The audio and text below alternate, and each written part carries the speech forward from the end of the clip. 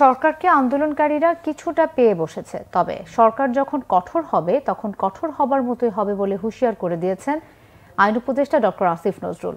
সরকারের 100 দিন উপলক্ষে সচিবালয় ব্রিফিংয়ে তিনি এই হুঁশিয়ার উচ্চারণ করেন। আসিফ নজরুল বলেন, দাবি আদায়ে আন্দোলন সংগ্রাম হতেই পারে, তবে মানুষকে জিম্মি করে কোনো আন্দোলন না করার পরামর্শ দেন তিনি। বলেন, রাতারাতি কোনো কলেজ বিশ্ববিদ্যালয় করা সম্ভব নয়, এমন দাবি অযৌক্তিক। ট্রেনে আক্রমণ করে নারী শিশুকে আহত করা অমানবিক বলেও মন্তব্য করেন তিনি। আইন উপদেষ্টা অভিযোগ করেন, পতনের 2-3 দিন আগে নিজের পরিবার আত্মীয় স্বজনদের বিদেশে পাঠিয়ে দিয়ে শেখ হাসিনা নিজেও পালিয়ে গেলেন, অথচ এখন দেশকে অস্থিতিশীল করতে ফোন আলাপ ফাঁস করে নেতাকর্মীদের উস্কানি দেওয়া হচ্ছে। কিছু না বলে শেখ হাসিনা কেন পালিয়ে গেলেন তার কাছে এর জবাব চাইতে আওয়ামী লীগের নেতাকর্মীদের পরামর্শ দেন তিনি। আইন উপদেষ্টা জানান, বিচার বিভাগীয় সংস্কারের কাজ চলছে, এই আইনের আওতায় নতুন বিচারপতি নিয়োগ দেওয়া হবে। হয়রানিমূলক মামলা হওয়ার বিষয়ে সরকার অবগত ও বিব্রত বলেও জানান তিনি।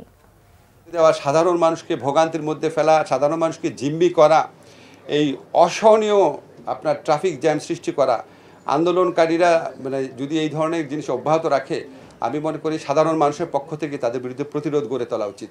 আপনি আন্দোলন করবেন, আন্দোলনের তো নর্মস থাকা দরকার, কিছুটা নর্মস থাকা দরকার। আপনি সাধারণ মানুষ কিন্তু জিম্মি করতে পারেন না। কালকে আমি শুনেছি ট্রেনের মধ্যে ইট মেরে আপনার নারী শিশু তাদেরকে আহত করা হচ্ছে। এটা কি ধরনের আন্দোলন? আর আপনি ওভারনাইট বলবেন একটা কলেজকে বিশ্ববিদ্যালয় বানায় দিবে, তা এইচএসসি পরীক্ষা দিব না, আমার রেজাল্ট বদলায় দিতে হবে।